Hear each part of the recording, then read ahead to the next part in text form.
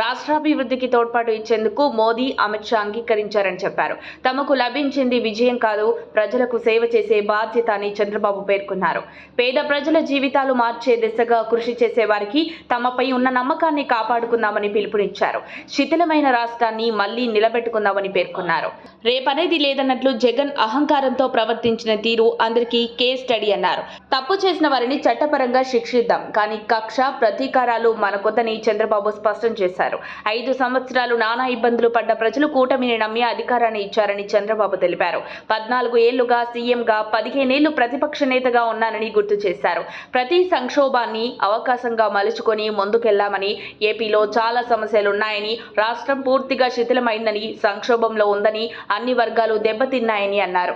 రైతులు అప్పుల పాలయ్యారని, 10 ఏళ్ల తర్వాత రాజధాని ఏదంటే చెప్పుకోలేని పరిస్థితి అని, కక్షపూరిత రాజకీయాలు కాకుండా నిర్మాణాత్మకంగా ముందుకు వెళ్లాలని తెలిపారు. 3 రాజధానులంటూ ఆటలాడే పరిస్థితి ఉండదని, అమరావతి రాజధానిగా ఉంటుందని, విశాఖను ఆర్థిక, ఆధునిక రాజధానిగా చేసుకుందామని చంద్రబాబు వెల్లడించారు. 10 ఏళ్ల మోదీ పరిపాలన దేశ ప్రతిష్టను పెంచిందని కొనియాడారు. ప్రపంచంలో భారతీయులకు గుర్తింపు తీసుకొచ్చిందని, 3వ ఆర్థిక వ్యవస్థగా భారత్ ఎదగబోతుందని తెలిపారు. మోదీ కళ వికసిత్ భారత్ 2047, మనది వికసిత్ ఆంధ్రప్రదేశ్, ఈ లక్ష్యంతో ముందుకెళ్లాలని చంద్రబాబు అన్నారు. ప్రజలకు మనపై ఉన్న నమ్మకాన్ని కాపాడుకుందామని చంద్రబాబు పిలుపునిచ్చారు. ముఖ్యమంత్రిగా మళ్లీ గౌరవ సభలో అడుగు పెడతాననే శపథాన్ని ప్రజలు గౌరవించారని తెలిపారు. ప్రజల గౌరవాన్ని నిలబెడుతూ మళ్లీ గౌరవ సభ నిర్వహిద్దామని ఆకాంక్షించారు.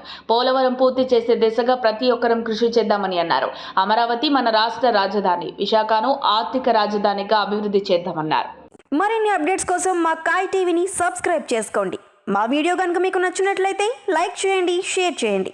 మీ విలువైన అభిప్రాయాలను కామెంట్ బాక్స్లో తెలియజేయండి.